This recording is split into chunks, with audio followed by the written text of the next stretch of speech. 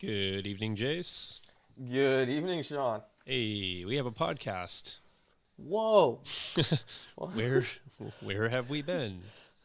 Hardly Yeah, anything news came out. Good thing we didn't miss anything, yeah, right. except for a lot of things. But we'll attempt to catch up. So We here didn't we miss the are. most busy couple weeks in articles that we've had in 2 years. Yeah. It's a great time to take an impromptu hiatus. So sorry, AMG. You need to align things not in May and not in April and probably not in June. So those are busy Yeah. times in the school year for me as I Yep. prepare for all things graduation.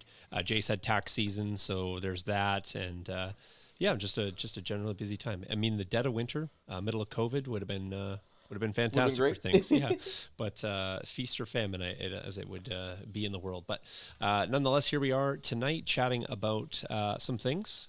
We're gonna. I think Gar Saxon came out today, so we're gonna chat about him. And then we're Yeah. gonna do Super Commandos, which you missed, and then we're gonna get into Maul, Darth Maul, whatever you want to call him. And then we'll get back in next week on all the cores that we missed. And then as things come out, Mini Extravaganza is right around the corner. We'll have lots of stuff there. So we'll play a little catch up as we go through. We also have other things to talk about. Last week in Legion would have been a Friday night fight as well. Our play in the league. We'll talk about the league status and where we're at there. I need to bring up my little calendar so we can keep people informed if they're watching it later as to the dates to pay attention to, because we have a few of those pressing up here, including another vote that will be starting. I think we're supposed to have kicked it off in and around now. I can't even though I just posted that, I think I I put that in the league chat yesterday. So I'll find that and then bring that up, and then we'll get going with that.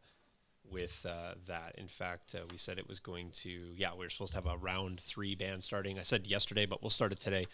It'll be fine. And we're going to vote on operatives. So goodbye, R2 and Padme. Yep. And we'll talk a little bit about our R2 hate in my recap of the league. But Oh yeah. it's general R2 hate. And my opponent wasn't special, even though he had a special moment when he was able to capture a secret mission for the first time. So he now joins the club of people I don't like anymore. So I'm also in that club, by the way. Just R2's a beat 'em, join 'em Yeah.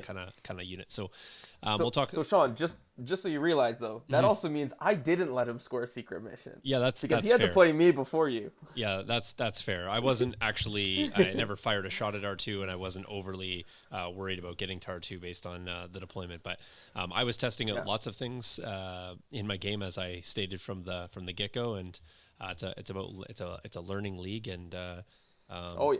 yeah, Empire's all right. I'm mixed about the where the Empire is right now, but they seem to be good for some things, and like Yeah. some games and some games I'm like eh. But I love droids, still love them, and probably bring them Oh to yeah. GenCon. So we'll talk about that as well. But it was a good game. It was a super fun game. We had a fantastic time. The game was super close. It was like a 30-point difference, but we had fun, and I was, like I said, trying lots of things, and he was trying lots of things, and I think our dice were negligible in terms of they were swingy, but we both had ups and downs. So no complaints there. I have no complaints about the league. It's actually fantastic. So I'll give a little ringing endorsement for how I'm experiencing it, and then Jace can do similar, and then Oh Jace yeah. and I need to play. But Yeah. I think we'll I think we'll we're have to the only game of our group left. yeah, we'll have to jam it in somewhere because my schedule is weekends are good. So maybe on the weekend we can. Um, but we could come over here and do even a proxy real live game. Actually, but we Yeah. don't have to worry about it. I just don't want to do a Friday night fight proxy because it'll be too complex. I No. need to assemble Oh duvacks. wait. Oh yeah. So yeah, then we'll do that, and then obviously we'll get into the AMG news and all things there. So let's jump over Jace to our 2-man deck here. Oh, what happened to me? I Oh, sort of disappeared, and oh, you know what? My iPhone. and now you're Discord. My iPhone decided it's going to be a thing. So let me just Yep. get rid of that. Turn on this. It just doesn't want to get rid of my iPhone. That's fun and interesting. So we'll go that over there. All right, Jace, go ahead, take it away. Tell us about this week in Legion for you, and I'll find myself again. Oh, hey, there I am. Sweet. Yeah, so this week in Legion, all I did was I played my league game, which was pretty fun. Played Coco Zula, which is I believe who you also played this I also week. did. Yes, you bet. Yep. Yeah, I think he fit in a game. He fit in his game with me Saturday, your game Was your game Monday? Yes, yesterday, yep. So, and then he played our other group member, Biggin, Sunday. So he went Saturday, Sunday, Monday, and just cracked him out in a weekend, which was insane. Pretty great. It was pretty fun. He's got a nasty Anakin Padme list. Yeah, it was very nasty. Yeah, oh man, the dodge tokens that thing generates is gross. I basically got stupid, turn 2, and threw a magnet into Anakin, and it just got wiped from a fire support and a force push and everything. But it honestly worked out because it slowed him down far enough that my other 2 Magnas took care of his Wookiees. Then my other Magna and Grievous both went into Anakin. And he was getting kind of worried because I'd hit him with Grievous and I'd do 1 wound to him. And he'd do 1 wound back to me, spending a dodge. But Grievous has 8 health and Anakin has 6. So I was pretty okay with this. Yep.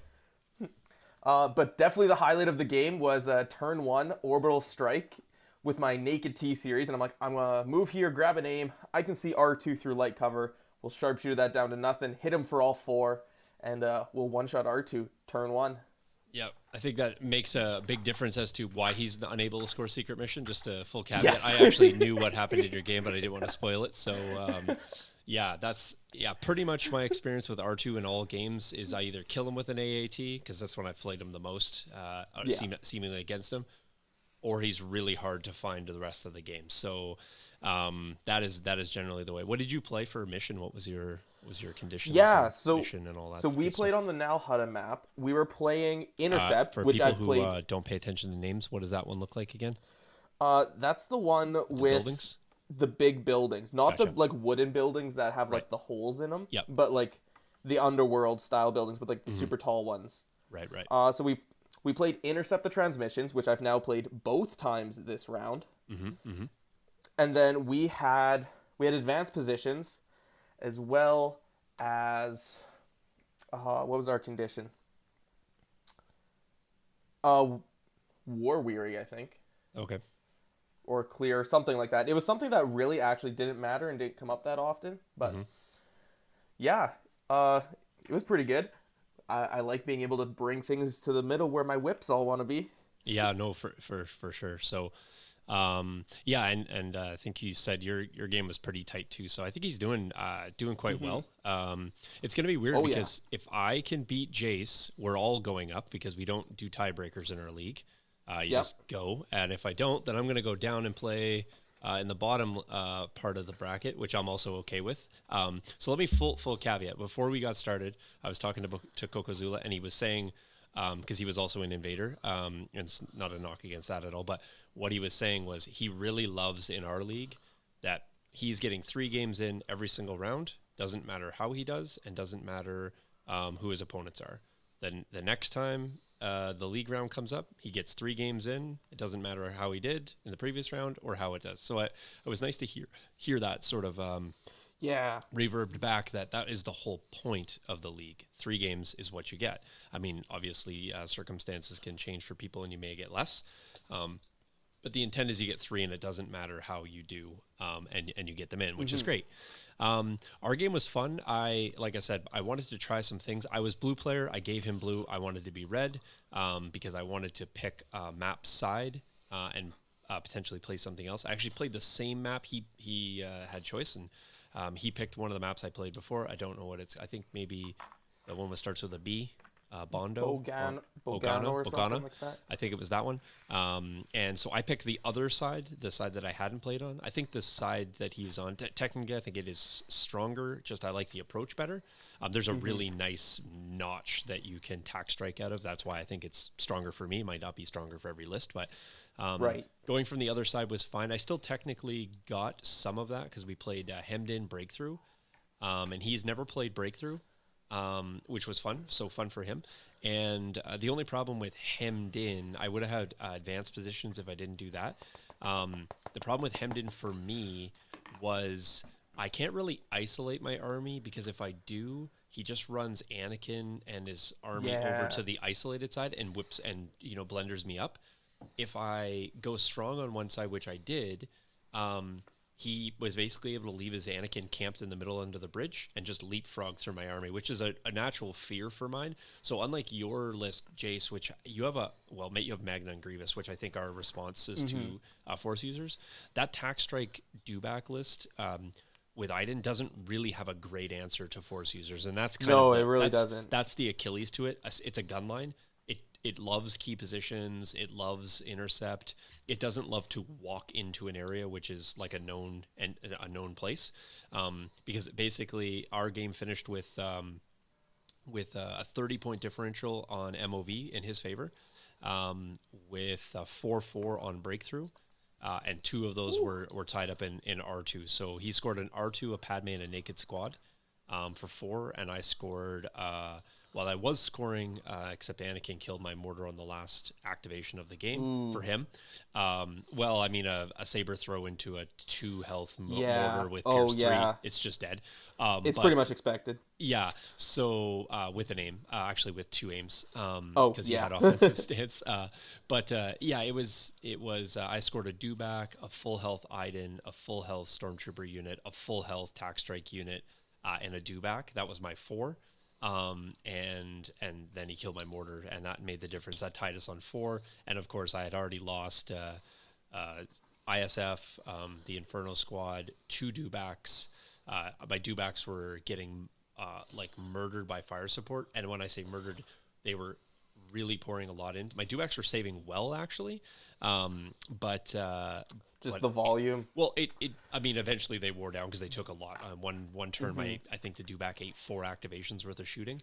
But Anakin was able to slice through 3 units on the way. He picked up a single short, a 2-wound mortar, a single ISF, and he killed that on the last 3 acts or 3 turns. So I lost 5 acts basically from 4 on of my 10, and then I lost another one on turn 6. So, and then his army was too far away, his other guys. So because my army's not fast either. So 7 saves on 1 fire support, as Striker's pointing out. Yes, and so like I said, our dice were very swingy, but both of us had generally swingy dice at different times. Like he put a massive fire support in me. I made a great save. My tac strike turn was not great. I put a full triple aimed tac strike ISF shot into a light cover Echo strike team. And did 1 net wound. Ooh. Yeah, like he was sucking up dodges everywhere. So it was fine. It's how his list was supposed to play. Mm-hmm. My list hit hard there, but the dodges were great, and his red saves were pretty good when they needed to be. And my red saves were negligible because of Pierce 3. Anakin basically was the guy who did all the work, and he just was Pierce 3. So it didn't matter what my saves were, but super fun game. As I said, I got to play Jace. He has no range, and I have a lot of range. So if we can play, I got a lot of range too. Yeah, fair enough. Turns out I don't like range too. So I will just stay out of that entirely. So I did get a practice game. I don't know if I talk about my a random game. I played Canadian Bear. Did I talk about that at all, or? I don't think so, because I played a trip that mega was last double week. Spider. Yeah. Maybe I didn't. I didn't talk about that game. That was fun. Super fun, and that list is just mean.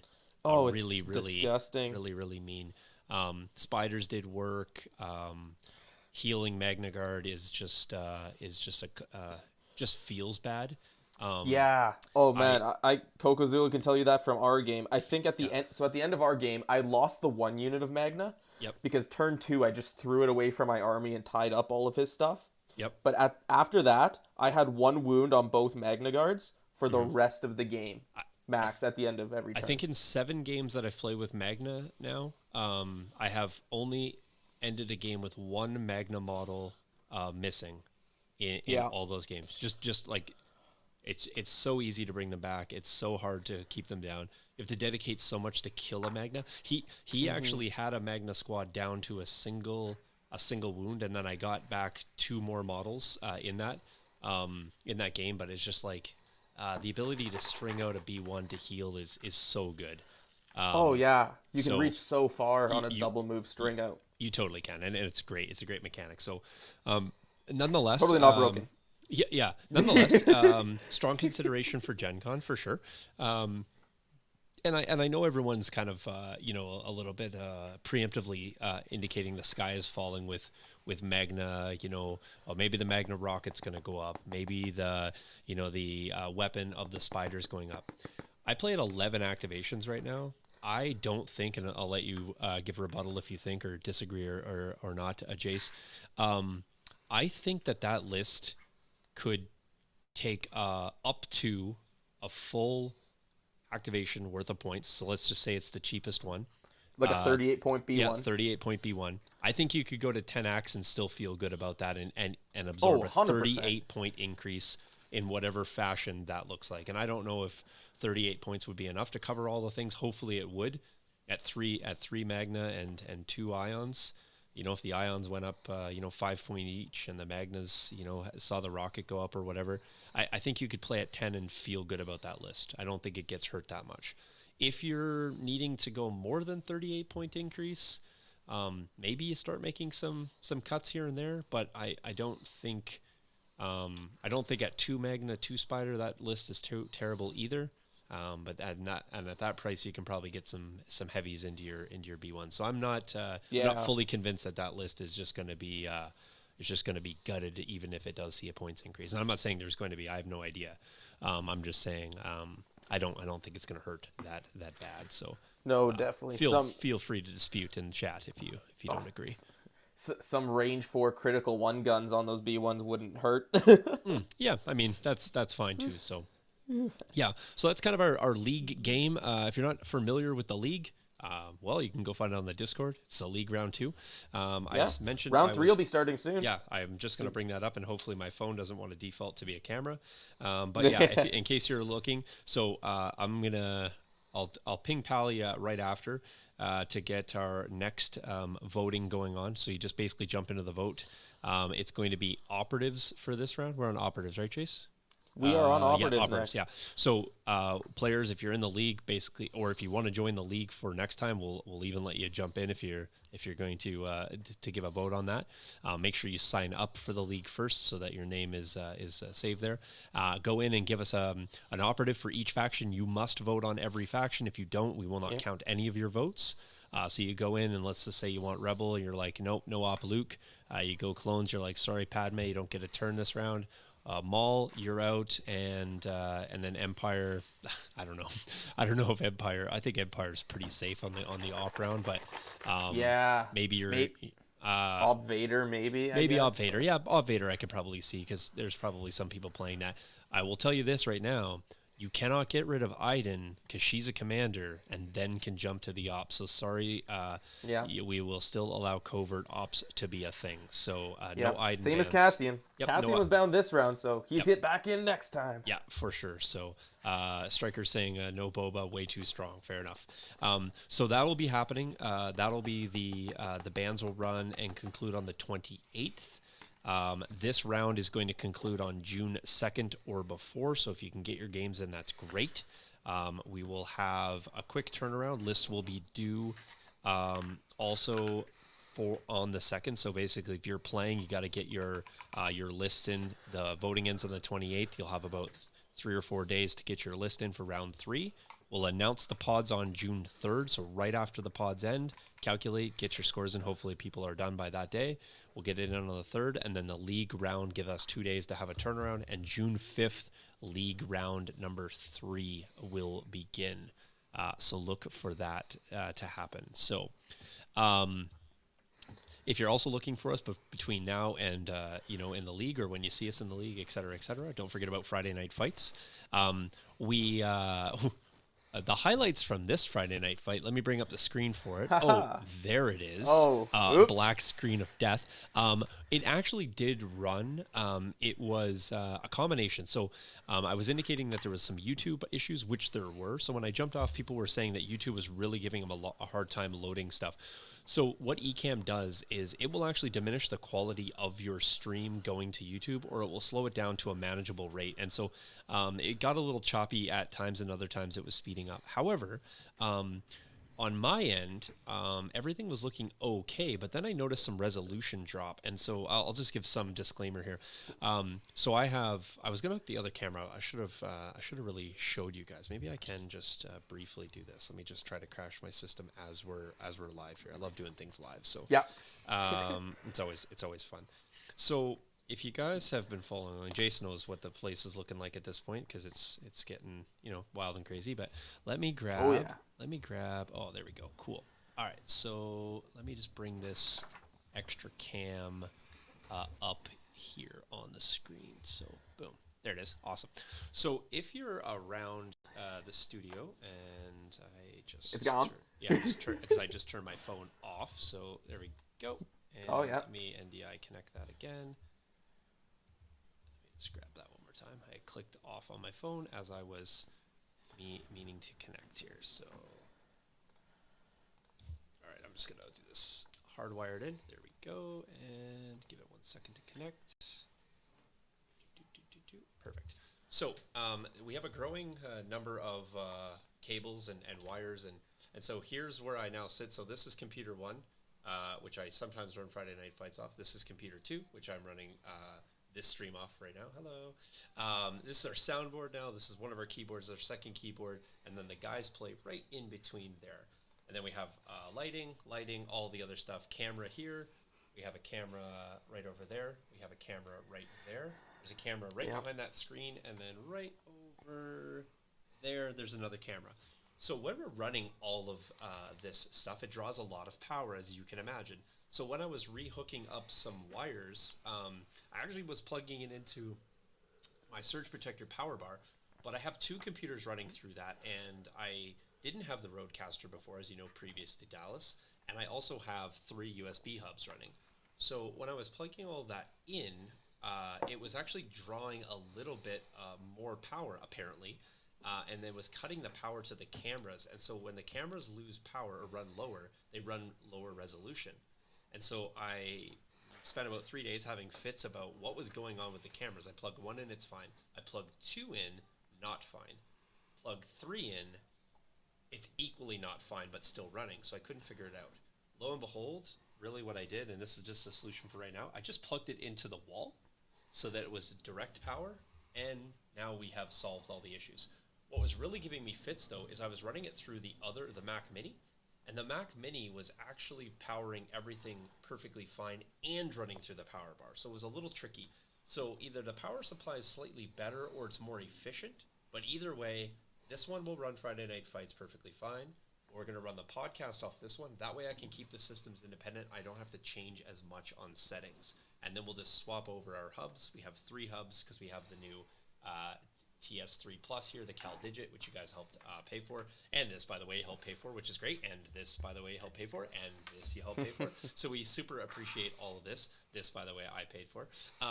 But we super appreciate all of that. But that was the issue with that Friday Night Fight. So I don't know if the resolution is going to record in, because I thought it would, but I think it's going to be in that lower recording. So you'll just have to remember that Anthony lost terribly to Jace. It was an absolute hammering, and it's quite embarrassing, and we'll never show that. My skill again. at the game is unmatched. Yes. So basically, end result is Anthony lost horribly. He left in quite a rush. I feel I saw a tear. At least my step was wet, and I think it was from Anthony from tears of defeat. And so you'll never see that game again. So episode 55, the lost episode. I totally didn't roll 1 hit on speeder bike 6 times in a row. Yeah, that totally did not happen. Yeah, in fact, I've made a new icon, which I think I did not bring into the layout tonight, but I'm just gonna bring it up, and it's gonna be used to mark all things. Let me just see if I can quickly grab it. I'm doing a lot of stuff on the fly tonight, which is awesome. That's why we do things. But I made a special icon that we can bring up on the screen. I think it's fitting for our cast. If I can just find where I put said icon. Yeah, I don't know where I put it, but I made a special average icon that we can, here it is.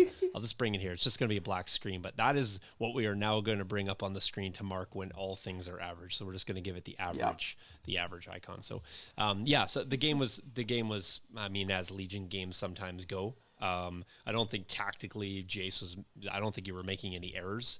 Just the dice weren't paying out. I mean, 3 speeder bikes into a naked B1 squad typically will net you more than 1 wound, but just not on this day. Just not on this day. So it was a bit of a dicing for sure. So, but we've all had those. The more games of Legion you play, the more you're going to have. That's a true fact right there. So, so forget about episode 55. We'll get episode 56 in the books at some point here, probably on a Friday, maybe upcoming. So we get the league happening.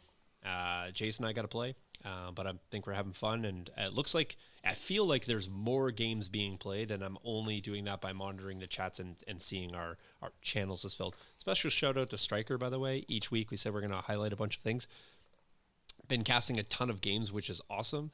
Stan's been in a lot of the chats. I saw that. Debaticus has been in several chats. People calling out, hey, is there any games playing tonight? Like, people are interested in watching that, which is cool. And people have been, at least from my experience, Jace, and I'm sure you've had similar, they've been super accommodating to like, oh, no problem, stream my game, I don't care, blah blah blah. Oh, yeah. Like, nobody is shying away from any of that. So, which is great. So shout outs to all those people, and good luck with any of your games that you have remaining for that. So, okay, we're almost into the thing. I said we'll do about 30 minutes, probably of the preamble. We'll do about 50 minutes or so on the rest. Let's get into a couple of the social medias. Jace, how do people find us if they haven't already found us now? Yeah, you bet. Definitely check out our Facebook at Star Wars Legion Friday Night Fight, as well as Twitter and Instagram at Legion_FNF. We have done some specific social media giveaways before, so if you don't want to miss out on those, you better follow us on all of them. And definitely Keep going. Yep. And definitely check out the Terrain Studio on patreon.com. We will have more updates on that later, but there's some big things coming with Patreon.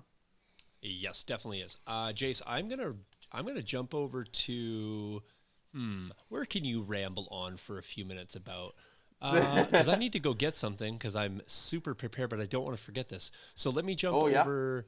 Let me jump over here. Do you feel comfortable kind of talking a little bit about how that's gonna work, or at least about the design anyway? Oh yeah. Okay, cool. I'll be right back. Yeah, you bet. So for those of you who do not know, these are our next set of deployment objective and condition cards that we have been preparing. Shawn's been working super hard on all of these. And as you can see, to earn these, you got to support on the Patreon. So what we're going to do is we're going to make a special Patreon tier, and you just sign up for the Patreon. That's how you get them. And we will probably start running most of our things through there, so we don't really have to deal with things like getting PayPals and stuff. It'll all be on Patreon. You sign up for the tier. This one, I think, is going to be something like around $15 range-ish or something like that. But yes. And thanks, Jay. I'm just gonna, Jamie Jace covered off this. Here's where we're at. Small preamble. We already have the Patreon for the studio. That is literally how I fund everything that we do. And I fund it because I do the tutorials, which is great. I purchase the equipment and use most of the equipment for that, but because COVID said I had to. When we run this stream each week, it costs us every month. We pay probably about $45 US a month just to do our interview block that we have to pay for that, and then our pro version of eCam that we run. In addition, we do the tutorials every month, and so any materials that are used for that, do that. So we are going to put this on a Patreon tier, so that we can ensure that the pledge level covers off the cost, but you're getting it as a perk. In addition, though, you're still going to get all the perks that you would get as a patron. So if you're at the $15 tier, probably going to do this for a 2-month block just to cover off all the costs there.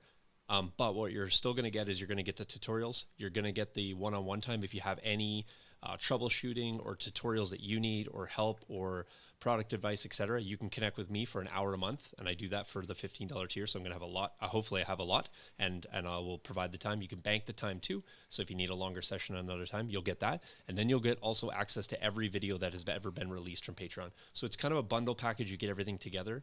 Why it's nice is that it actually supports both the Patreon and what we do on the Train Studio, and supports the content we get in there. So we're just bundling it together. It makes most sense for me, because I was saying to the guys today, splitting my time between Friday Night Fights, helping run the league, doing the podcast, and the studio stuff is crazy busy for me. So anyway, I can bundle it together, and if I can drive more patrons to the Patreon to cover off more costs, everything just feels like it's more all-encompassing. So I'm going to say this because I feel like transparency. No money grab here. You will get everything. People were already donating and getting perks. This is the same, but we want to give you more for the exact same that you were already helping us out with. If you've already donated, don't worry, you're going to get them anyway. If you want to join, that's great. That's on you. But for us to run all the things, as Jace knows, even keeping all the lights on, the power bill is, adds every week. Every time I add another electronic device, I always add some. So that being said, we're going to continue with the giveaways, which is what I wanted to run. So Jace, I picked this up. It's actually 1, 2, 3 of the Dianoga kits.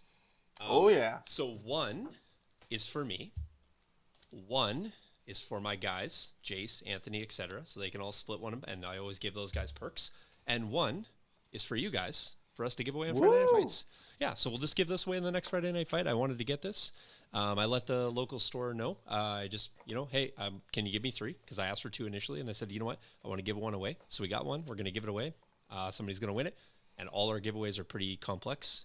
You basically just need to be there.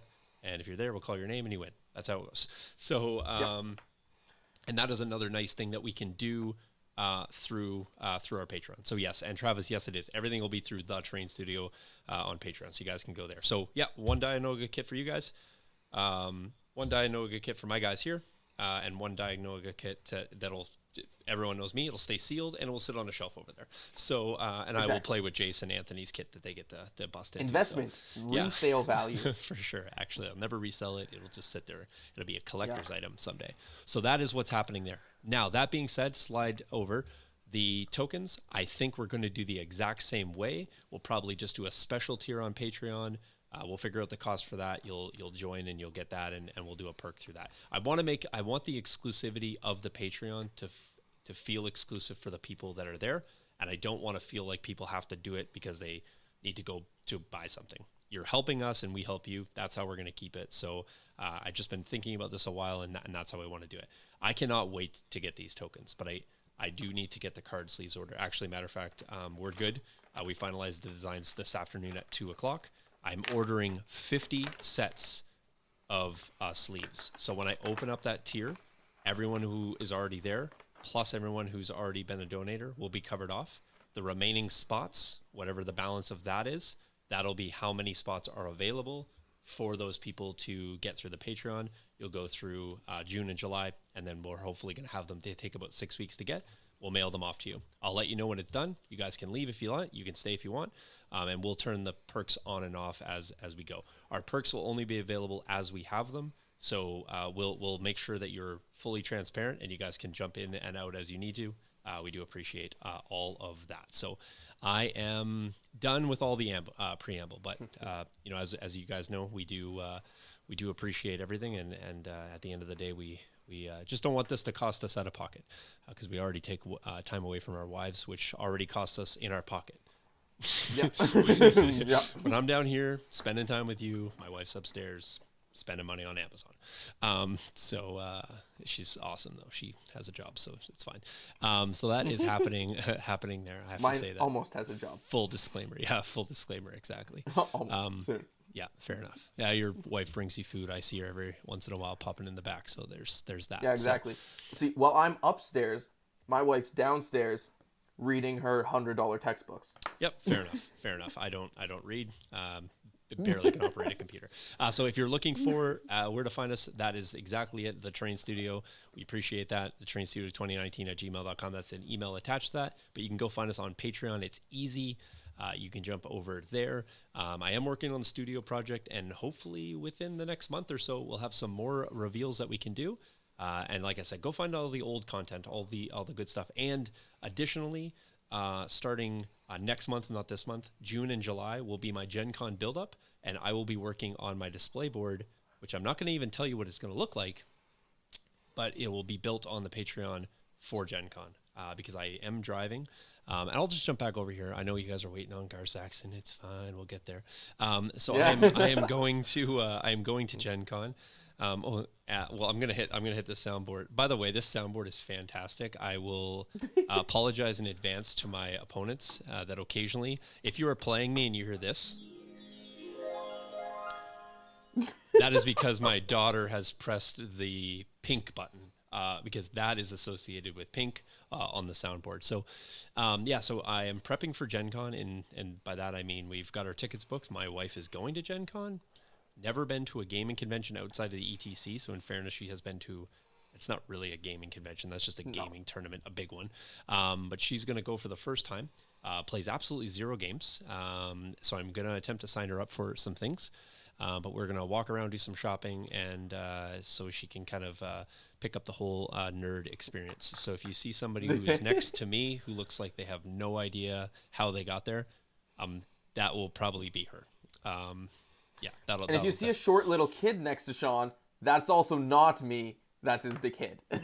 Well, Zuri's not going, but don't Jace, Deidre actually is kind of she's child size as well. So Jace likes to stand next to my wife because he feels tall. So that's that is an added perk. But yeah, so that is the only news we have for Gen Con, but that is upcoming. So all right, now we'll get into other things. So Pally's not here, but we're going to give him credit because it's in our news section on the Discord. So news from the streets, except Jace and I are going to walk through it. And full disclaimer, I haven't read all of these things. I've heard a lot about it, but we're going to get in and give our takes, so we can read. So as you guys know, the full spread is, we've seen a lot. They got the Mandalorian Super Commandos. We got the upgrade pack coming, the Essentials kit. By the way, Star Wars Celebration coming up very, very soon. So hopefully we'll get some stuff there. I think AMG is going to be doing some at least some panels there, I believe.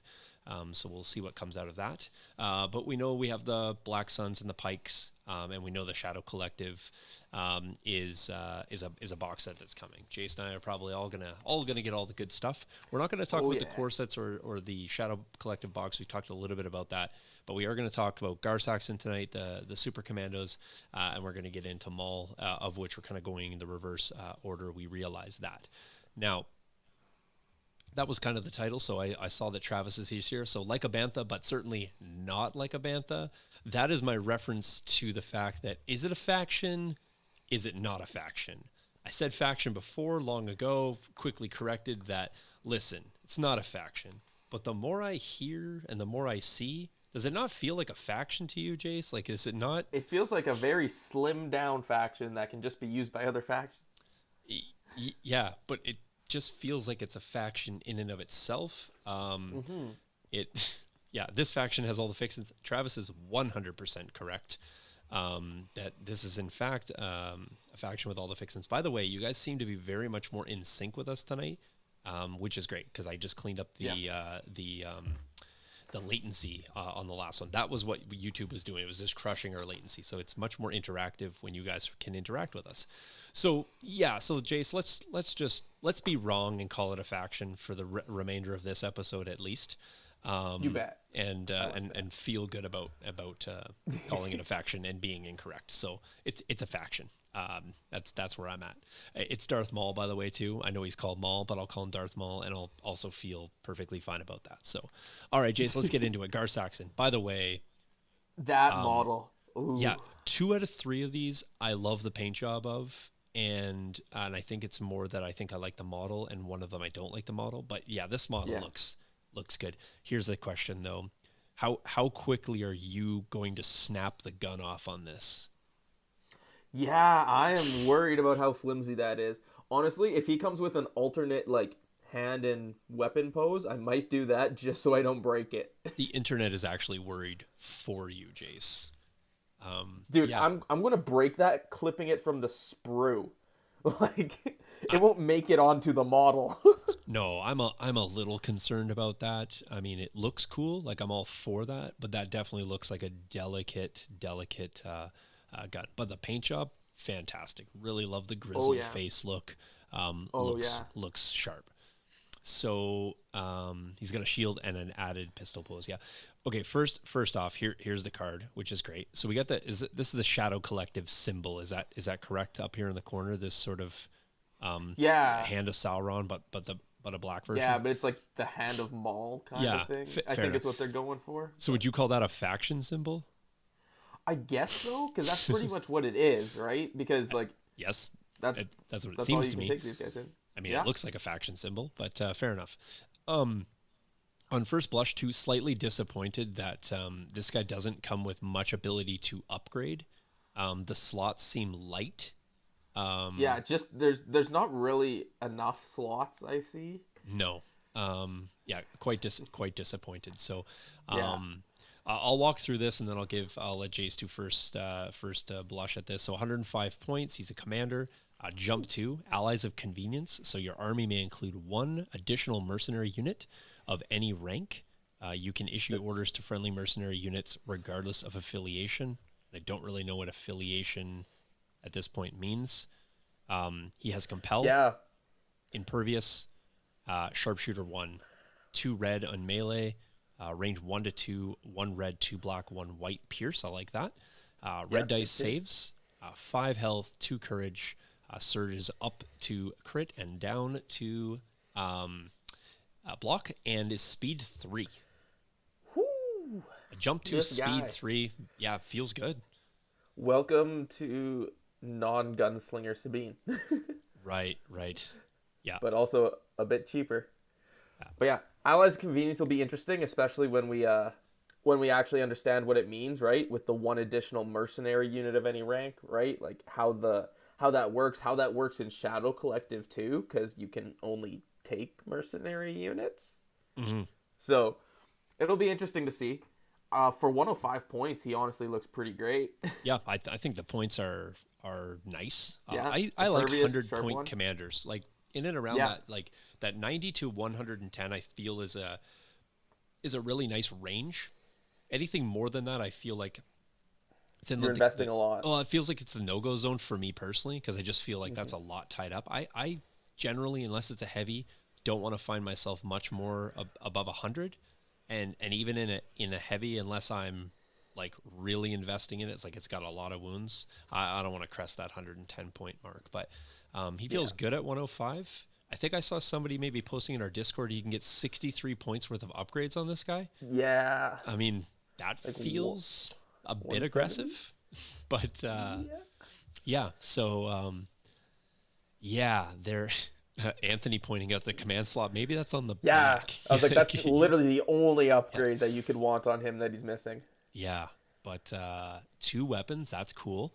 Mm-hmm. I like the gun, and with sharpshooter 1, pierce 1 at surge crit, I really think you can put some offense out here. The double training's cool because you can still take offensive push and endurance or situational awareness if you would like, although we'll see later we probably don't want that. But endurance is great because he's only courage 2 still. Right. And yeah, endurance, I think I was saying of all the mechanics that I think are in the game right now, we've seen dodge spam, we've seen high velocity, which I think is still good and still probably the best counter to the dodge spam. We've seen range 4. We've seen, we've seen aim token generation. We've seen quite a few things come and go in this game. One of the things that I feel is coming back around to be really strong is going to be the suppression game again. I feel like we had for a while with that, like in the Krennic era, Palp. I really felt like suppression was king. I felt like it kind of went away. Droids really have a strong mitigation around it. But I feel like it's going to come back around, especially where we're going to start maybe flavoring out some of these armies with potential other units that aren't going to be as immune to suppression. So look for that. So I think Compel on here, like you said, the ability to bring endurance is going to be a nice combination for both suppression mitigation as well as maybe getting around as a control mechanic some of the suppression tokens that could be dealt out. So dancing allies and convenience is basically his command slot upgrade. Okay, fair enough. That's fair. Yeah. So yeah, we can cycle back to this as need be, but let's jump over to the upgrades. So what go ahead. Dan's saying is he's not good enough to get a vigilance slot. Right, yeah. Because we all know that's really what the command upgrade slot is. It's the vigilance slot.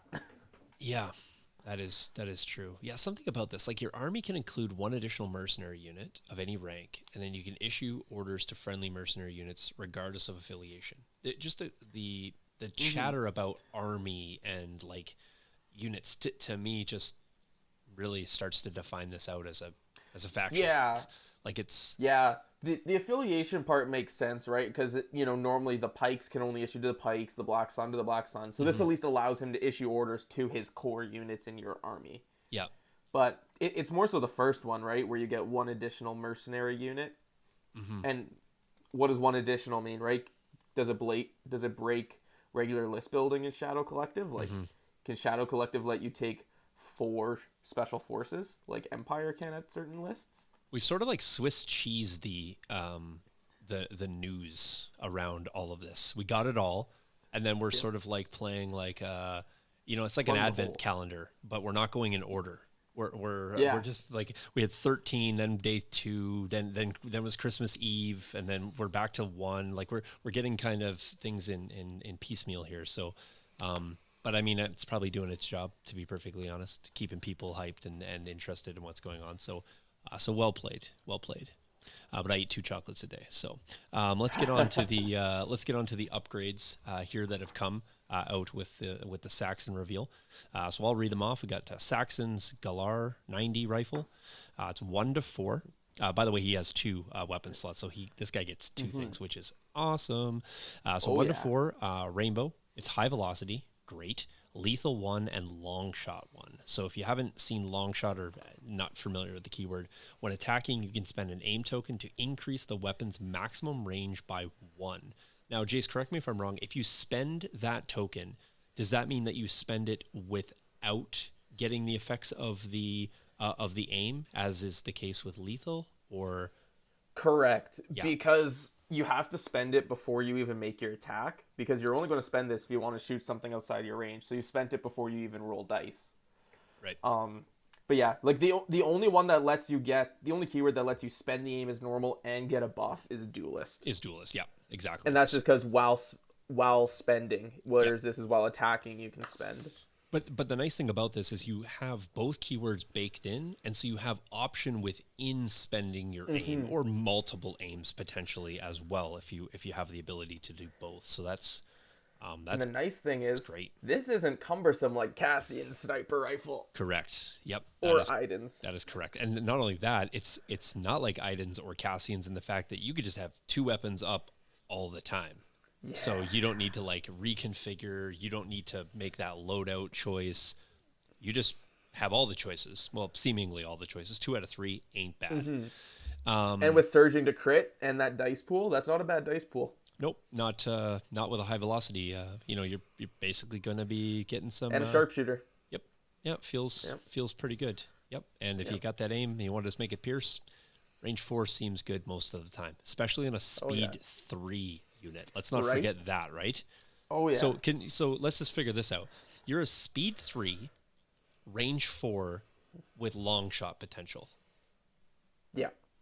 That feels like a pretty good threat range. So range 6 and a bit, if you want. Yeah, feels good. Feels good. So much like the upgrades, you're not found wanting on this range. So moving over to Saxon's Z3X or Z3X, as some will say incorrectly. Yep, that's me. The Jetpack Rockets. It's range 2 to 3. Love those awkward range bands. 3 red, exhaustible. Blast, cycle, impact 2. Yeah, so jetpack rockets that aren't one-time use. Yeah. Also feels really good.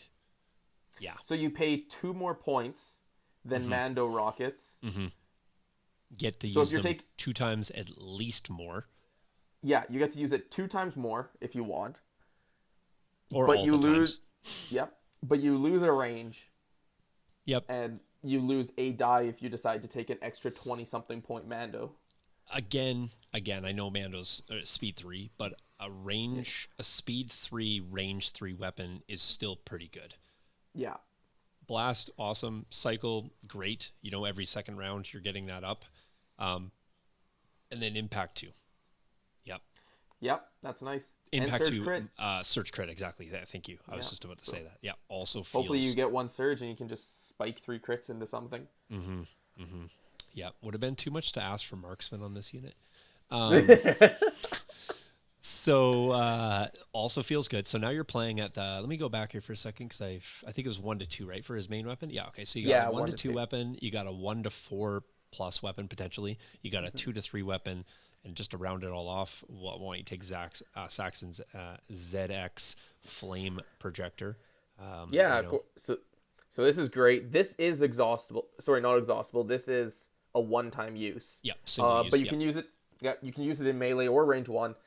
Like every other flamethrower in the game, blast, spray. It's also suppressive, which is nice, and it's a black-white. And for those of you who haven't seen flamethrowers that much, because Boba doesn't get played very often with his 2-pip, they have the spray keyword, which lets you add this weapon's dice to the attack pool 1 time for each mini in the defending unit to which line of sight is not blocked. Yeah. So you hit it, an 8-man B1 unit, that's 8 black, 8 white.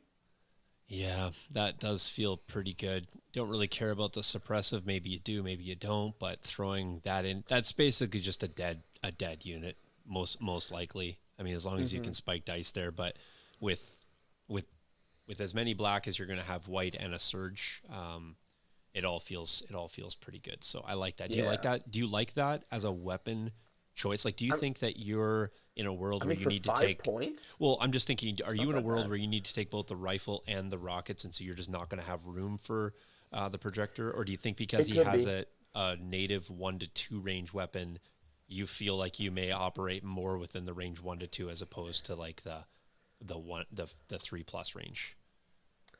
Yeah, that's tough. I definitely think you want to take the rifle just because the ability to even just have shots in the early turns of the game instead of having to chuck yourself too far forward is nice. But for that second slot, yeah, it's tough. Like, I like those rockets, but if you use the rockets, you're also not using the lethal or anything on the rifle, or if you're close, you're likely just using the pistol. But that flamethrower could be good. To and me, it's cheap. To me, I probably of the 3, I don't take the flame projector. I like it. It's a big splashy pool, but where kind of I play, I'm probably playing more at that 3+ range. Game, exactly. And I know he has a 1 to 2 range weapon, but you can only fire one thing. So if I'm okay to play at that 1 to 4, that range 3. The rockets are great. I like the cycle potential on that. Pop in, shoot them if you need them, kind of thing. Get out and like move out and then shoot at range 4. So you can play in and out of multiple range bands. There's not a lot where I'm probably shooting all the way into a melee range 1 and then getting out to anywhere that I feel safe. But and that's the thing too. Like, once you don't want to hit melee with him because he's only down to 2 red once you do. Yep. I feel like this is more like a opportunistic flamethrower that you might get off, which makes sense if it's a one-time use. But probably for me, no. But I think all of them are reasonable. And obviously, you're paying 5 points for a weapon you're throwing away. You're 10 for a weapon that you potentially, let's say, use 3 times in a game every second turn, and 15 points for the rifle that you can use every round. And I'm probably okay just to invest in the rifle potentially. But if I got the points, I might sneak that. Impact 2. Rockets that I can use multiple turns. I feel like that's a pretty good armor punch if I need it. So yeah, I definitely think the longer range ones are the way to go, just because he's not Sabine, he's not Mandos, he doesn't get Duelist or a Dark Saber in melee. He gets 2 dice that have no modifications. Right. Well, let's get on his command cards because at this rate we'll never finish everything here. So we'll get into. Get that hour and a half. And you know what? If we only get Super Commandos and Gar done tonight, we can save Maul. I'm fine with that too. So exactly. There's lots to chat about. So let's see how far we get in the next 30 minutes or so. All right. So we got these are fun. 3 cards. Yep. We got the 3, 2, 1. Let's just start one at a time and we'll start from left to right. So let's go victory or death because that's seemingly the only 2 options in Legion. Gar Saxon and 2 troopers. When Gar Saxon issues an order to a unit, that unit gains 1 aim token, period. Guard Saxon and each friendly Special Forces unit gain outmaneuver, and that means you can just spend dodges to cancel crits.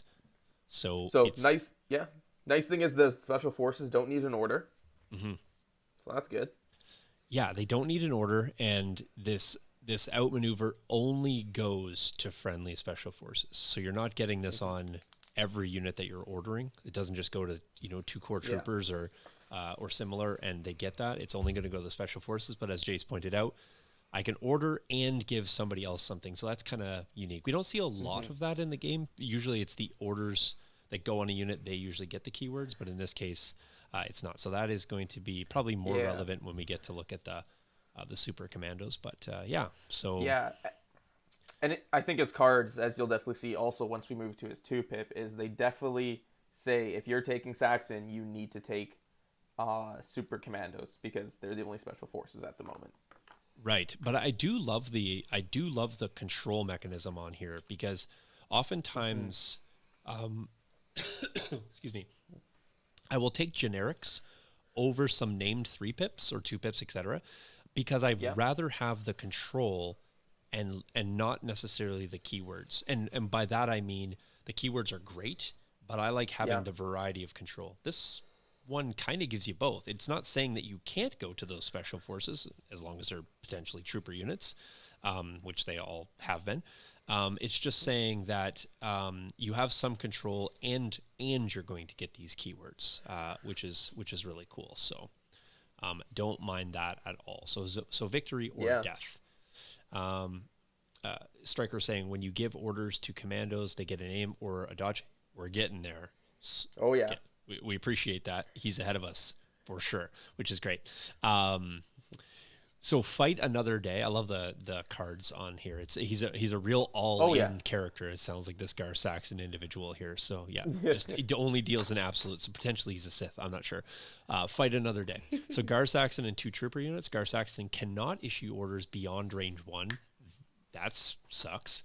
And when Gar Saxon issues an order to a unit, that unit gains 1 dodge token.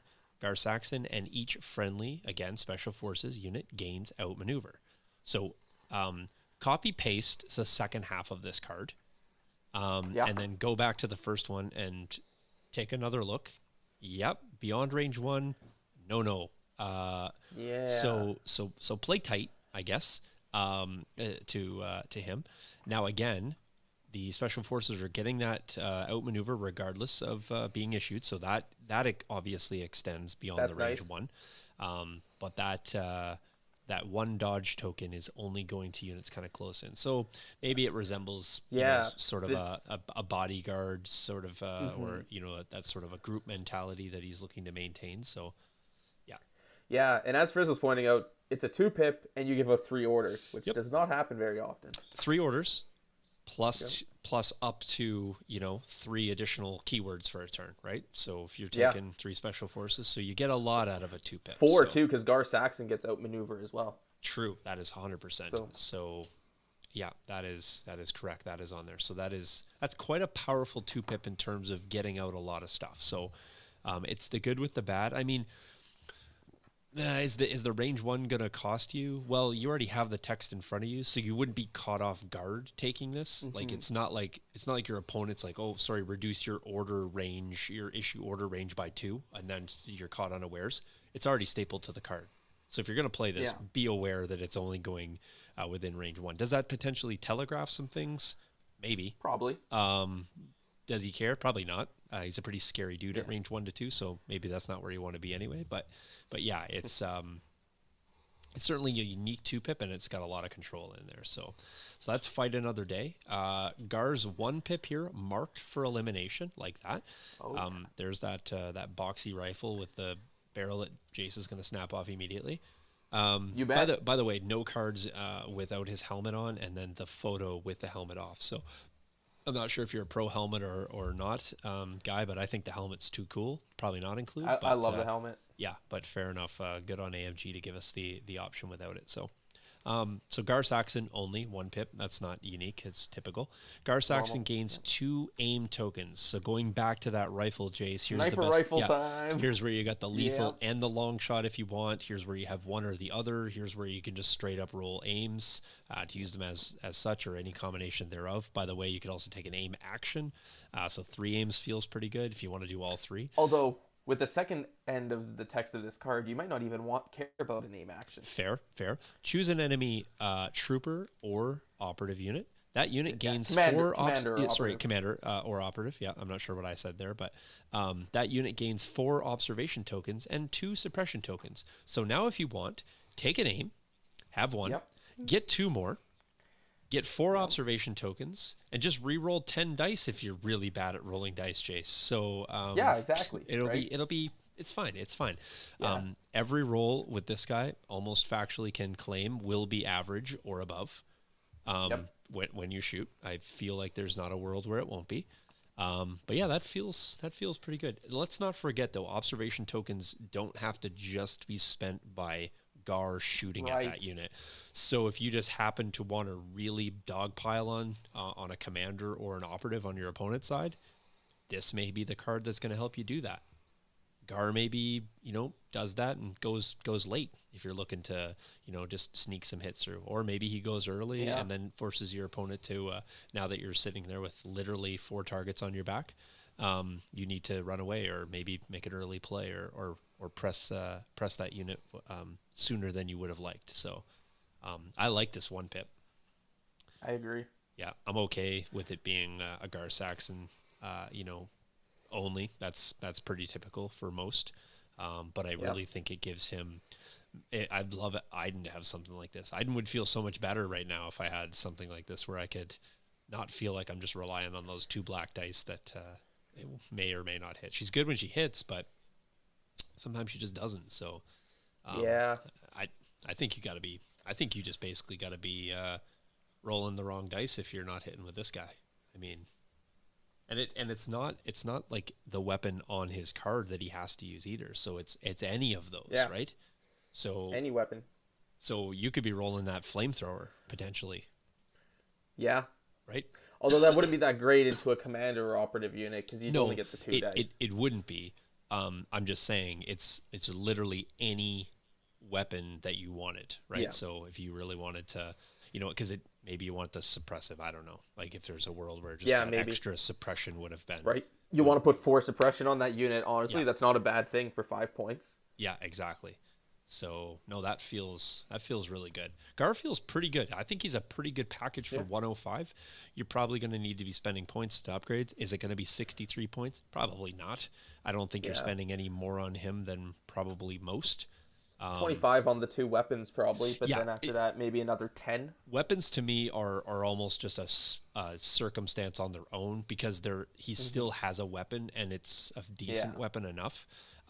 So when I look at like upgrades, I know that weapons are one thing, but that's the equivalent of like here's a core unit cost, and then you kind of look at the heavy price separate, right? It's a weapon, and his weapons are not in the heavy range. If you take 2, now you're in heavy range, but even at that, I don't think that's an issue. So why is R2 laughing? R2 doesn't get R2 laughs at this card because you have to give him 2 suppression and then you can't shoot him anymore. Well, fair, but R2 doesn't get to laugh. So we just kill R2. So by the way, you can still isolate R2. You can still isolate R2. So yes, R2's not unless he's in a bus, then it's really super annoying. But yeah, so that's Gar. Yeah. I'll give him an average rating because I think he's good.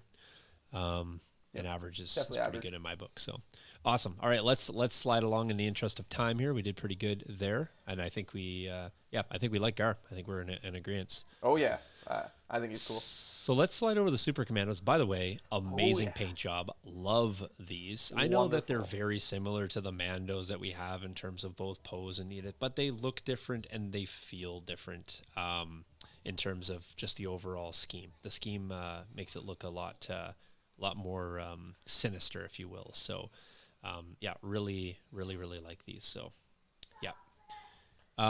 let's look at the card first, Jace. So again, I'll rip through it, then you give us your impressions. You bet. On this one, I'm particularly disappointed that they failed to fill all the upgrade slots. They left a space there. Perhaps that's a typo. 75 points. Jump 2, defend 1. So after you issue an order, gain a dodge token. Feels good. Now get back into Gar's cards. If they get outmaneuver, but they wouldn't be issued the order specifically. So you would have to both issue them the order to get to defend 1, and then you would have the ability to use outmaneuver. You could use outmaneuver with any dodge, but that would be a natural congruency to sort of complement that card. And that 2-pip's going to give him a second dodge as well. True that. Yep, yeah. If you so choose to make them one of your troopers, 100% correct. They have impervious. So again, while defending, if the attack pool has pierce, you get to roll additional defense dice, feels good. And then they have independent aim 1 at the start of the activation phase. If you do not have an order token, get an aim token. So Gar with these guys is like, if I give you something, you're probably going to get a dodge, or you will, and then you'll have outmaneuver triggered. If I don't give you something, you get something, and that is the form of an aim. Which is awesome. Yes. Because you normally want to go with the units first that are in danger. You're in danger, you're making them more defensive. Yep. You don't want to go with them first. Yeah, you're just powering them up for later. Yep, you bet. Again, jump 2, speed 3, so very fast, which is great. They come in a core complement of 3 units or troopers. They have 1 health and 2 courage, red defense dice, and they do surge block, nothing offensively. They have combat expertise with 2 black. They have a West Star 35 blaster at range 1 to 2. They also have a Galar 15 blaster carbine 1 to 3. And they have a weapon slot, and we'll get into what that looks like in a second. But what do you think, Jace? Give us your overview of these guys or gals. So, base unit, 75 points. Rebel Mandos are 72 points base. So you're paying 1 point more per Mando. And I just think they're just straight up better. You get defend 1, you get independent 1 aim. Yep. You get a range 3 shot with them. That's not bad at all, black-white. Yep. I think they're pretty solid. Yeah, they are. They're a little bit more tanky, and with the defend 1, independent 1, that's like replacing the retinue, but retinue kind of only triggers if you got. Go ahead. That's only Clan Ren too. Yeah, right. Exactly, and so it's like specific to a certain unit, and then you have that combination with Sabine, but these guys are just more, if I can have a pun, more independent in the fact that they're not heavily reliant on any, like Gar doesn't have to go with them for these guys to be good. It's just if you get an order, you get defend 1. If you don't get an order, you get independent aim 1. This, in theory, whatever they can go in, can happen and trigger off other command cards as well, which is decent. So, no nimble. That's true. That's true. No nimble. That's right. But I think maybe they have other ways of kind of tokening up, as mentioned with the command cards, as Mandos do as well. But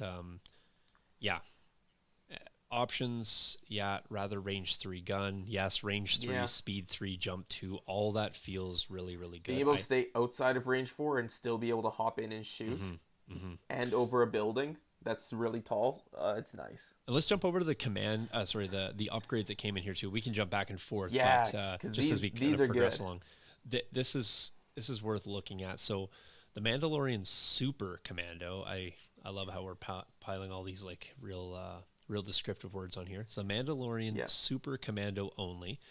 You add 1 Super Commando Mini. You gain Cash Surge 2. Cash is a cool keyword. I like it. We've heard lots of people make reference to things like, man, I have so many tokens. I didn't use any of these. I wish I could just save them. This is the equivalent of saving them, but you just have them to start. So you don't even need to power them up to get them. So Cash Surge 2. During the setup, you place 2 Surge tokens on this card, and you can spend the tokens on this card. So again, with Surge defense, not needed for defense. Yeah, so this is purely offensive, but which is great. When you're rolling white-black, maybe you're going to roll those Surges. It's 24 points for that, by the way. Surge Commando Gunslingers. So like what I was saying is maybe if you have aggressive tactics in your list that you're getting cheaper, maybe just having that constant surge is better for you. But maybe if you don't have that and or there's no way to reliably get that, having the Super Commando might be a thing, which is fine. But keep in mind we're also adding a mini for that as well, which is a straight bonus there. Super He's Commando, also a lot cheaper than these other 3 options. True. Excuse me. Gunslinger. So 1 to 2, 2 black, 2 white. Again, Super Commandos only. You add 1 Super Commando Gunslinger mini, and gets lethal 1. So again, going back to that, spend a name, get a pierce. 30 points. But it's 2 black, 2 white. Jumping back to the card here real quick. They're already 2 black? Yeah, so now you're throwing 8 black, 2 white with lethal. Could be good on that Gar Saxon 1 pip. Maybe you're shooting at something. Now you have 4 observation tokens that you could just spend too. And you didn't give them an order because it's the 1 pip, so you got that independent aim up for lethal. Feels pretty good. It's almost like there's some synergistic elements to these units. It's weird. I think it's probably just you and I seeing things, but they feel like that. 30 points, by the way, if I didn't already say that. And then Super Commando Marksman, 1 to 3 rainbow. Add a Super Commando Marksman mini, then you gain Precise 1. So, adding to that range 3 pool, if you want, you're adding a red in there, so a little bit more consistent. You got that Precise, so now you can spend those aims if you didn't get orders. Re-rolling a few more dice. It's always nice to re-roll a red if you miss on it because it feels bad. 30 points again. So they feel expensive, but maybe 30 points is where... we're in a world where heavy is for 30 points. I don't feel too bad about 30 points. Yeah, I don't think so either. It feels like in an elite unit that you're going to pay maybe a bit more than just generic heavy prices. And then Rook Cast. Rook Cast. He's 35 points, so kind of up in that realm of those special characters, as we've seen. Not extraordinary in price. He's a 1 to 2, 2 red, 2 white, 2 health. Love that. You always want to have, especially because that last keyword that's in there, that leader, love that. That's always great to have a little extra wound on a guy who should, in theory, be staying around the longest. And add Rook Cast mini. You gain Retinue Maul. So like that, range 1 to 2, by the way, for that. And you gain an aim or a dodge. Oh, sorry. Is Rook Cast a female? Rook is a female. Fair enough. Yeah. My mistake. Didn't mean any offense, Rook, by that mischaracterization there. I should have asked. Yeah. Unlike the rest of us, Shawn hasn't watched season 7 of the Clone Wars 15 times already. Yeah. No, I didn't. So, fair enough. Who am I? So. Thank you for everyone pointing that out. By the way, if you want to support my time to go watch Clone Wars and cover off, my day job, that'd be fantastic. I'll see if I can. If anyone wants to give a grad speech, all aboard. Sorry. So Rook Cast female, as I said, Jace, get that right. Yeah. Feels pretty good. 35 points is nice. I love the 2 health leader. Probably for me, the 2 red is nice too. Including. Just adding Rook into the unit. I think if you're spending the points that you're going to spend on a Super Commando unit, you want them to stay around. You can add an extra wound in there. 2 wounds for 35 points feels very good.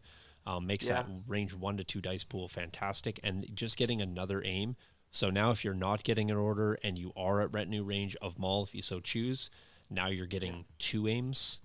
Or if you want, get an order and be at range 1 to 2 and take 2 dodges, both from defend and the retinue. So, or take a 1 of each, no matter what the combination is. If you're at range 2 of Maul, you're either getting 1 of each or 2 of something. So, you have lots of options there. So, like all of those, maybe the cash surge 2 one is the least appetizing there for me, but. Yeah, I agree. Then I'm probably going to go with the Gunslinger option 2, Marksman 3, Super Commando 4. Yeah. Just because I think maybe I'm not as keen on the surges because I'd rather get the aims or have the ability to use the aims as opposed to the surges. Surges always feel better to me on defense. I always like them if I don't have a defensive surge. I just feel on offense you're you're relying a little bit too much on trying to roll them. So, yeah. Yeah.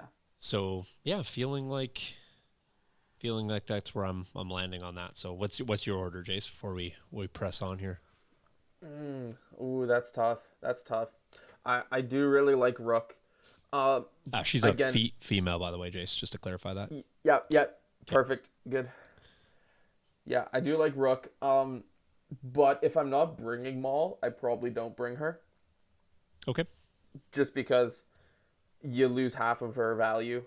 Right. Without bringing her, right? You'd probably just want save 5 points and get lethal instead.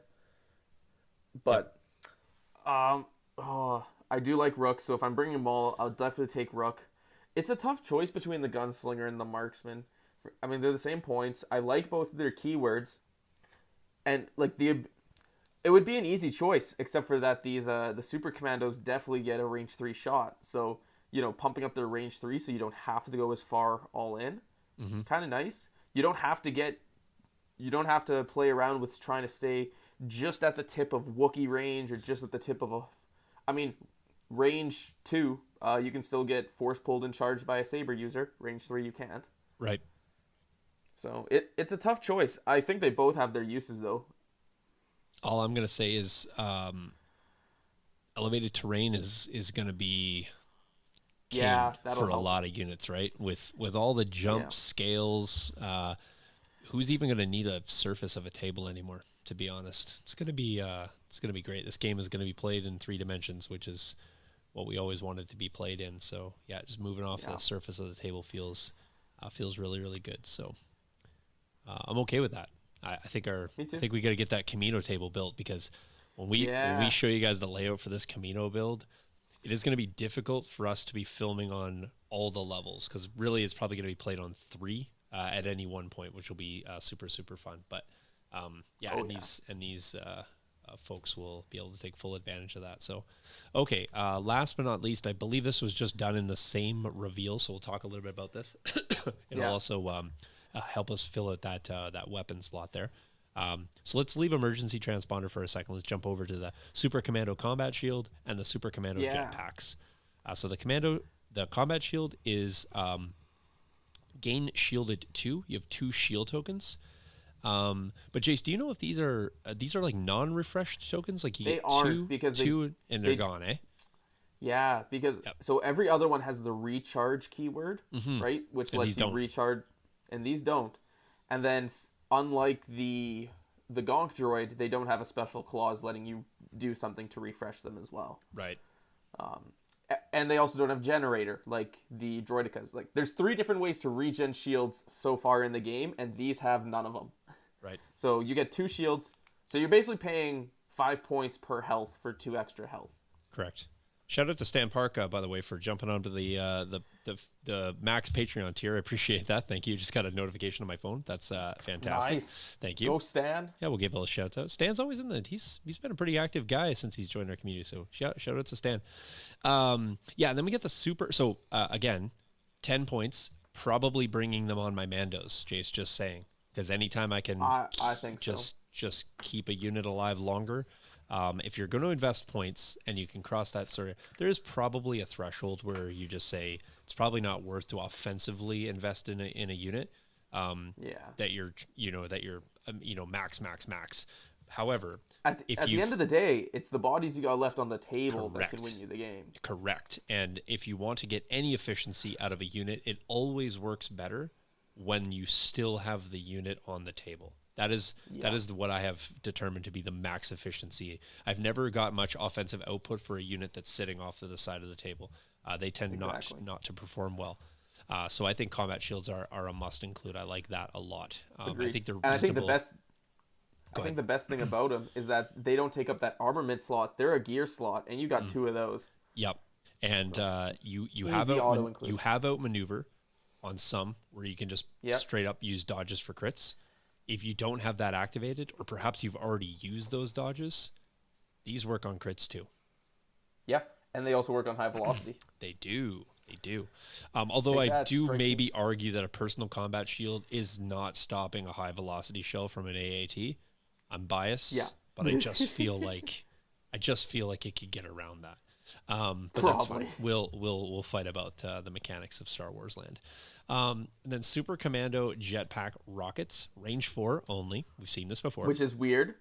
Well, not range 3 to 4 like Rebel one. Just range 4. It's just a fine thing. Just a defined just keeping things different. Yeah, but here's the thing: you have speed 3 unit, so for you to play with that range band to get that, you could be inside 3 and get to 4. You could be outside of 5 and get to that range band. So manipulating you can be inside this of 2 and get to 4. Fair, yes. It's just not that difficult to manipulate this. So being range 4 for me is okay. I think it's actually a little bit more thematic. I might like to see this stapled to a few other things. So range 4 only eliminates adding blast to their range 3 guns, which is already nuts. Fair enough. That is fair. Yeah, throwing one of these in with their regular range 3 attack and with that marksman, that'd be a bit too good. Yep.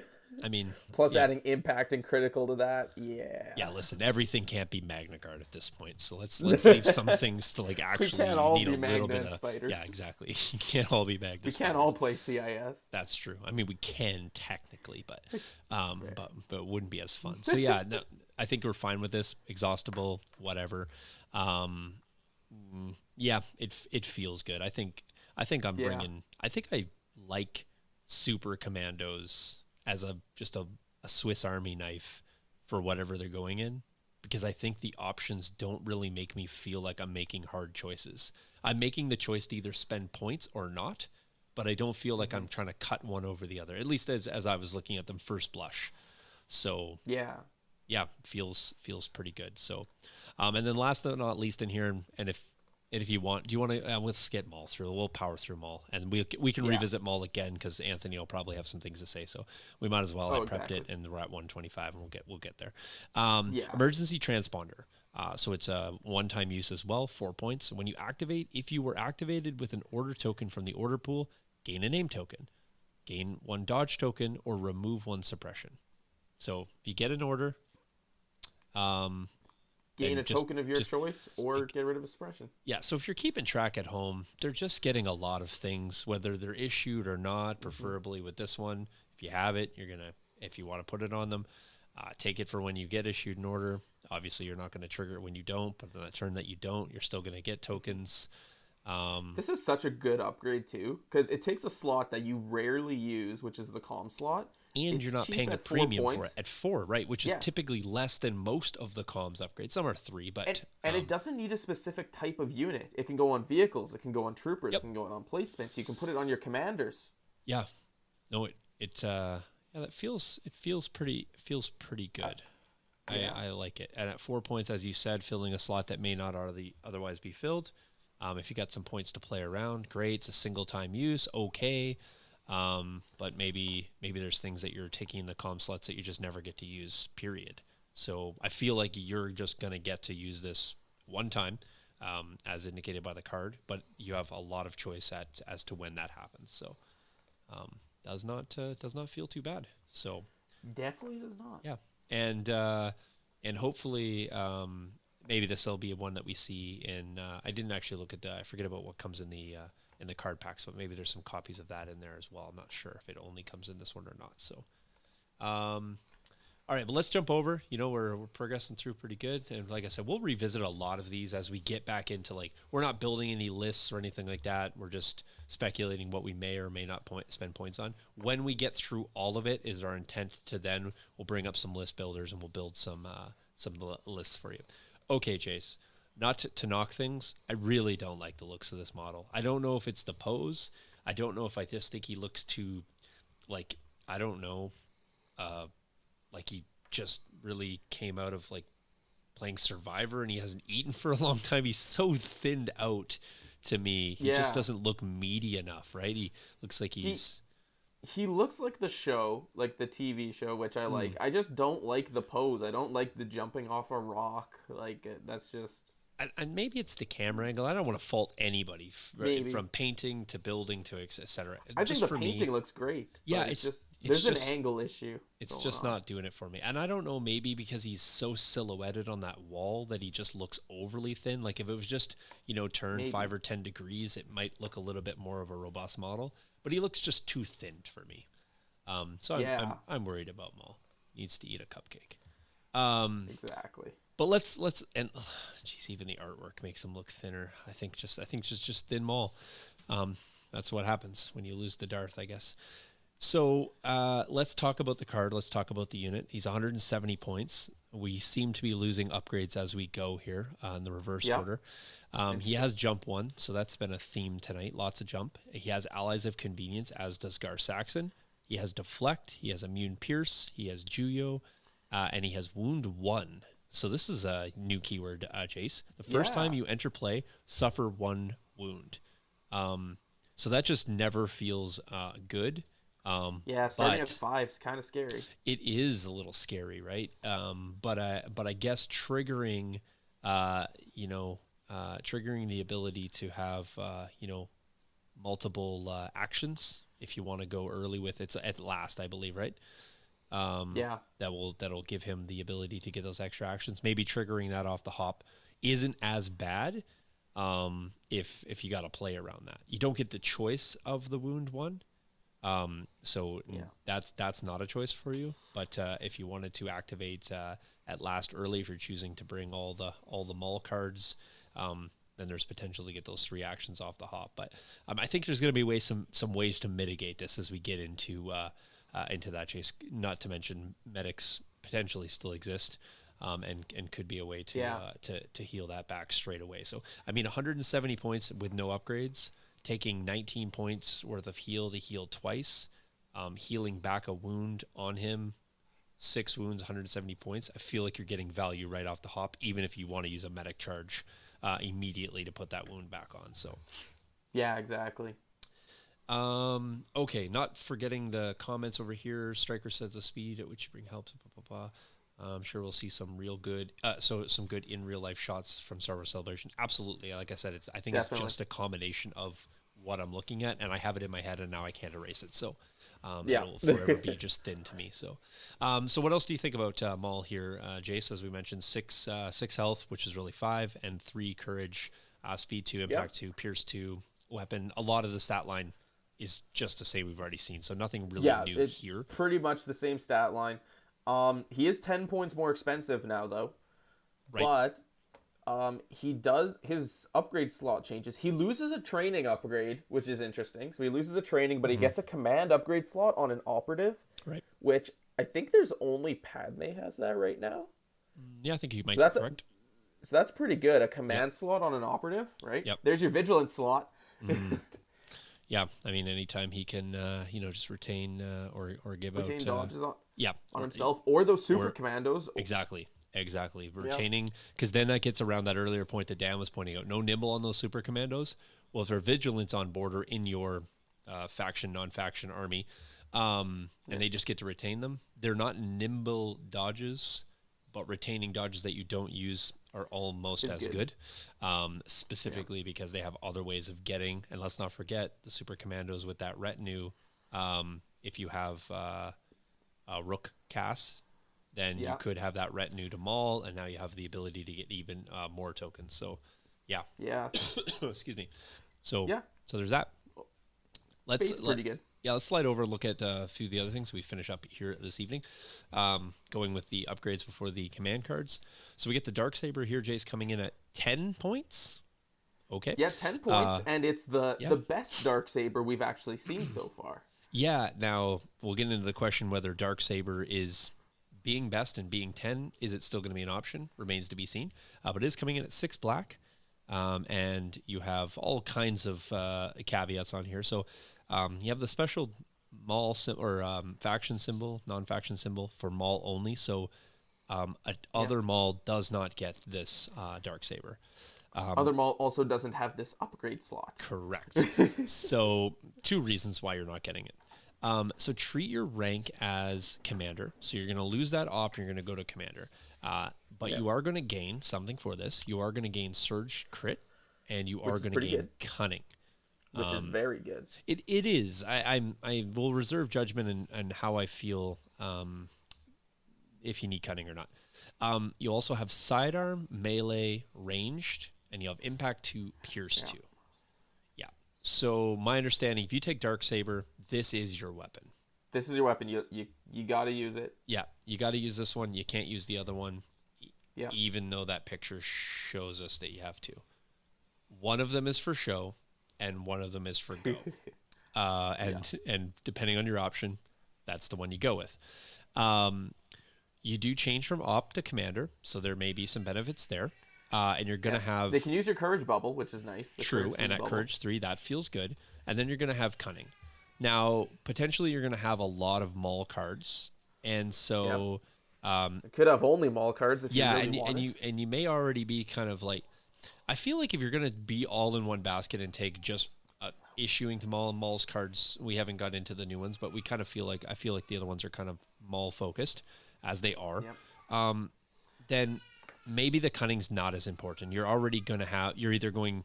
Maybe you want to go first on every turn. I don't know. But you're already going to go probably 1 or 2 with him for the most, if you so choose. So I don't know if cunning is massive for me. Let's get a little bit into the weapon, Jace. So 6 black with Surge Crit versus jumping back over here with the 4 red, 4 white, no Surge. What are you thinking about that? You're basically going from CIS Maul to Commander Luke. Right. It's the exact same weapon profile Commander Luke has. Surge Crit, 4 black, Impact 2, Pierce 2. Mm-hmm. First lightsaber we ever saw in the game. It's you gotta be running tenacity on this Maul. He's got 1 training slot, probably. Like, maybe you run tenacity if you're gonna go this version. I think you run tenacity on either version because you start the game wounded already, and you want to be wounded for Juyo. Yeah, that's what. Like, so. Yeah, you have saber throw potential as well. Your saber throw feels pretty good with this Maul. Push saber throw would be your 2 force upgrades there. Then. Yeah. Push saber throw, vigilance, tenacity. Mm-hmm. Then you go. Dark saber or not to dark saber. Dark saber or not to dark saber. Dark saber here is like it's 3 red. It's 3 black versus 4 red on the saber throw. Significant downgrade. Yeah. Like huge. So depending on how you want to play, I like the range attack off the saber throw for sure. I think hitting with 4, even if you are losing shots, even if you are losing hits to cover, just making sure those other 2 you're just going to straight pierce, feels good. This one maybe not so much, right? Because you're only 1 over cover. At best, so you're 50% of the damage basically. So this one you do have the ability to, if you roll luckily enough, to get all 3 through cover though because of that Surge Crit. You do, yes. You've only got a 2 out of 8 chance. Yeah, and I feel like the over reliance on that maybe is not there. But I don't know. I think I still like the red. I think the red makes me feel better. I think it really depends. If you want to be playing Maul as just a ranged saber throw peekaboo, I think you don't take the dark saber. But when I've played Maul, I take saber throw on Maul every time, and I think I've used it in like 1 game. Yeah, I think it largely depends on how you play Maul, and I think the same qualifier speaks to what weapon you're going to take. Because I think if somebody's like, you know what, I want my Maul to be first every time. I want to be able to, scalpel them in, scalpel them out when I want, where I want, how I want. Okay, you want the cunning Maul, clearly. If you want a bit more of a hammer, you're okay. You got maybe damage mitigation, maybe heal potential in your list. And we'll get to the cards here in 0.3 seconds. I feel like maybe there's a world where you can play that higher ceiling Maul, right? Yeah, exactly. Yep. It may also depend on what kind of additional things you're building around Maul, right? Do you have another commander? Do you feel comfortable?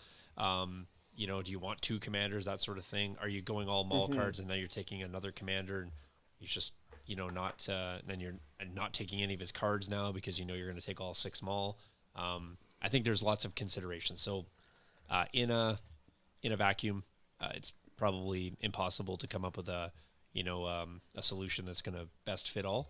But I think it's considerations to make basically in your build. So let's look at up close and personal here as my child is waiting for me to put her to bed. Up close and personal here, we have after you performed a ranged attack at range 1 to 2, you gain a dodge token. So nice way to get dodges. Mandos. Just keep stacking them up, right? Just keep stacking them up. So I'm kind of understanding why these units have so many upgrades.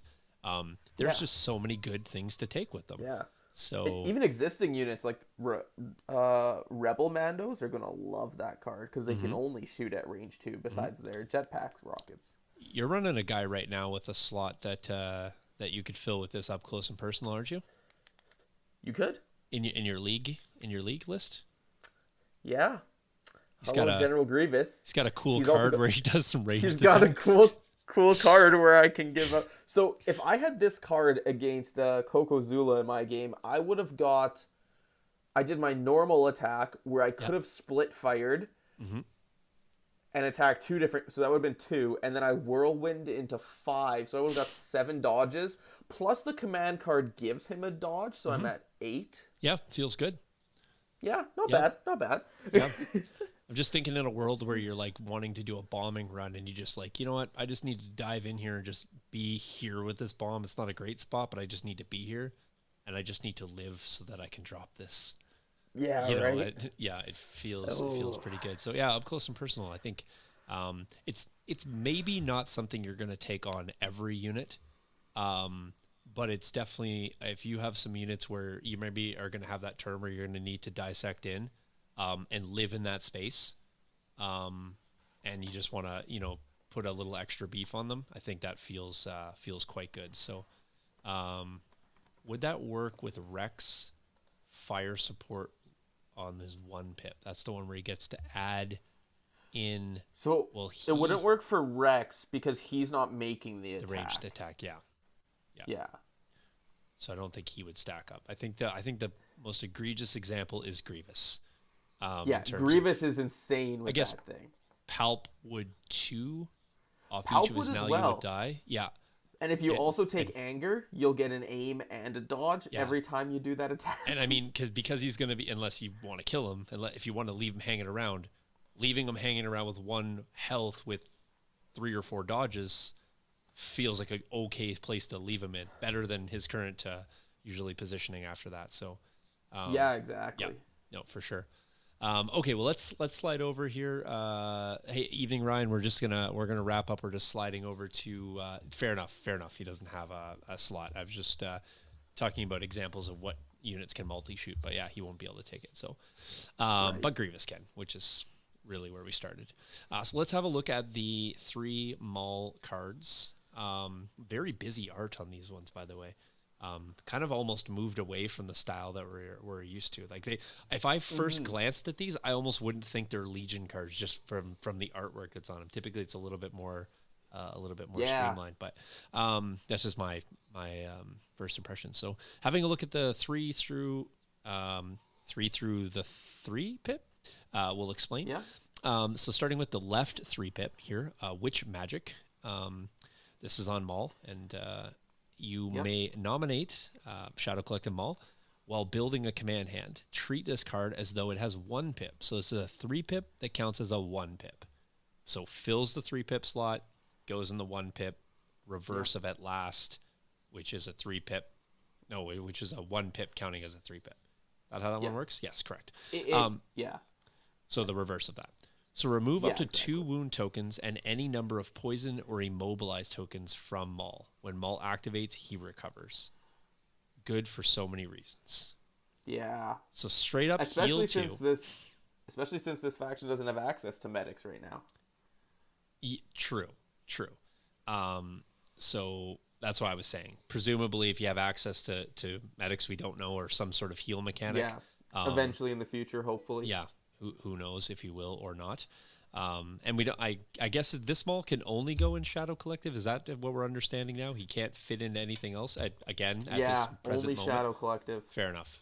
So Same as Gar Saxon. Yeah, this is the best you have for heals. But 2 wounds off is great. If you happen to have poison, I mean, that's the equivalent of taking a damage the following turn or after you activate, or the immobilized tokens, which is quite good. My whip magnas are sad. Yeah, fair enough. And can this Maul, he can get burst of speed in here anywhere? Yeah, you can. You got 2 force slots. Yeah, so then you'd have to cut Saber Throw. True.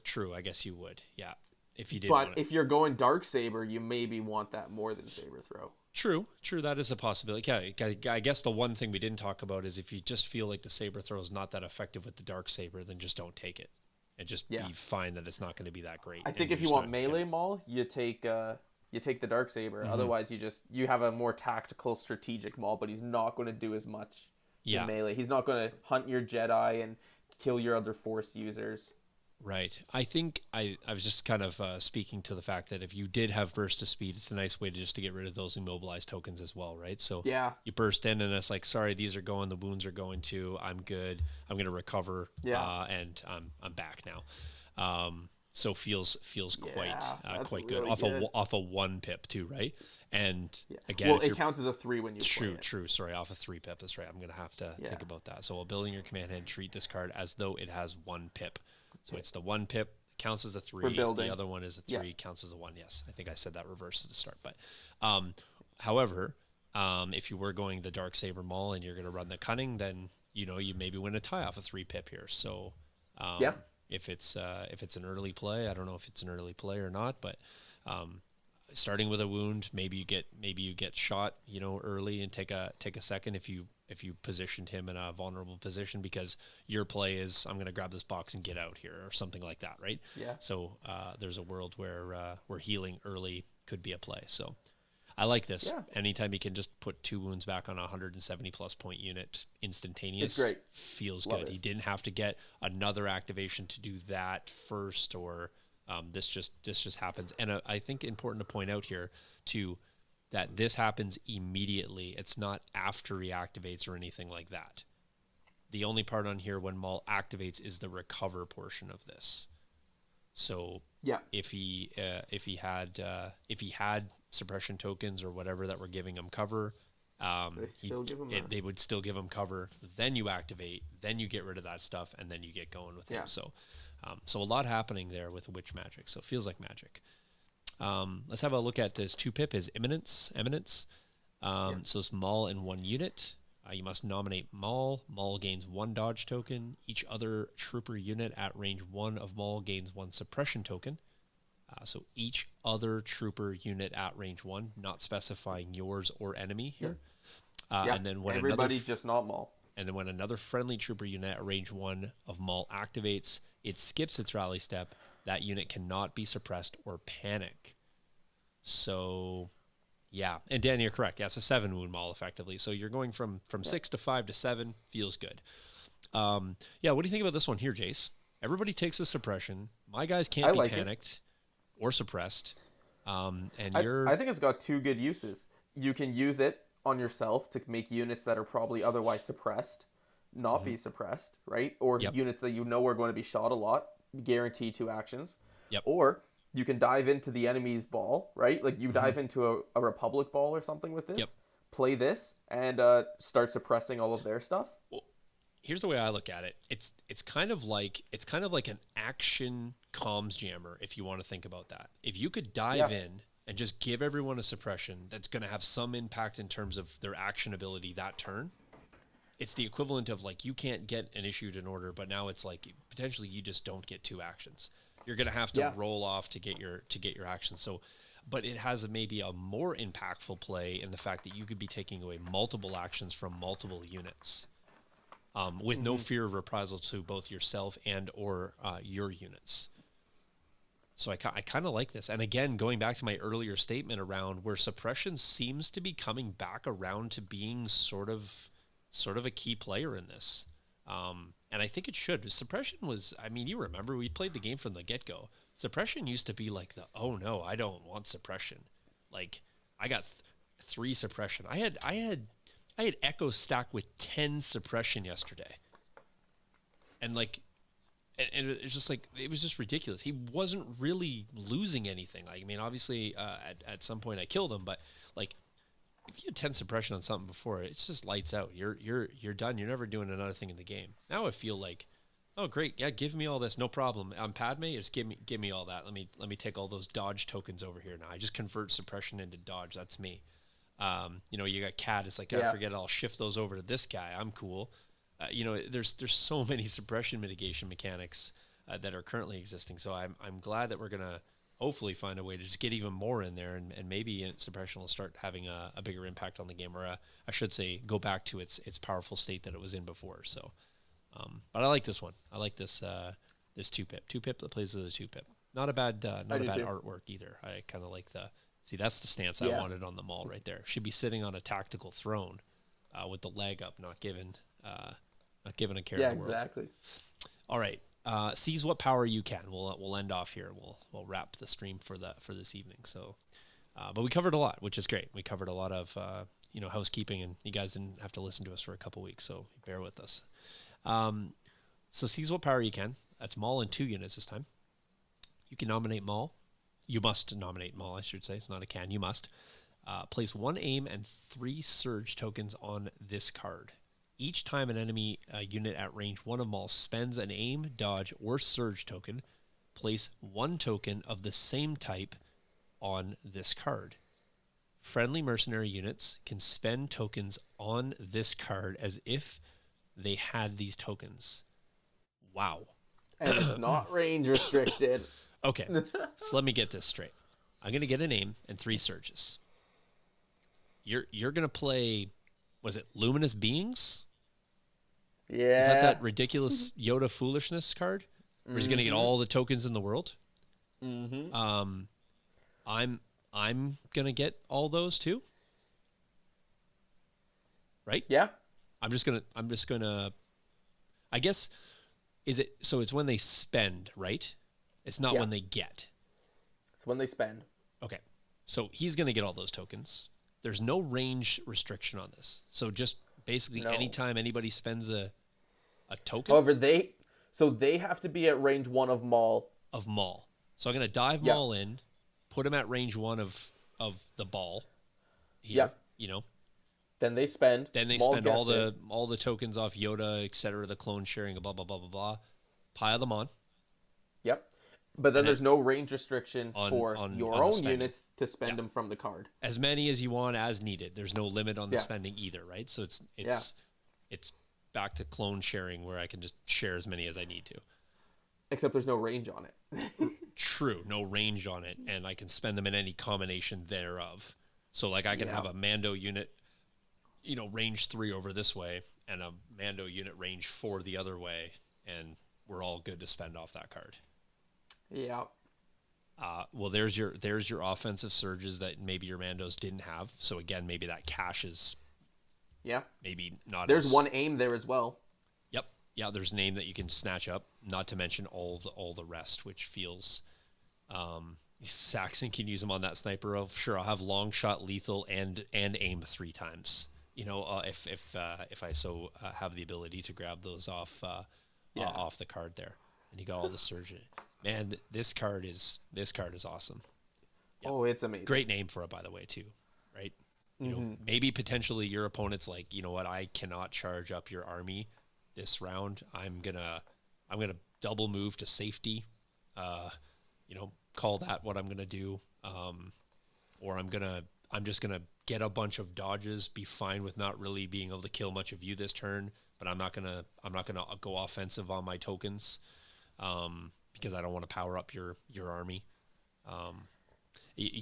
Pointing out you don't get standbys here, obviously, so you can't just grab standby tokens. So it's aim, dodges, or surge. So any green that are not standby tokens here.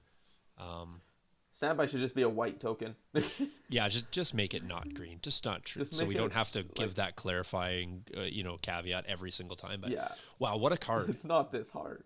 Yeah, what a card. That is. Oh, it's amazing. That is the best for me, and maybe it's a no-brainer that's the best. I'm not sure. I'm sure there's lots of reasons that the other ones are great. I mean, 2 wounds insta heal on Maul feels good too.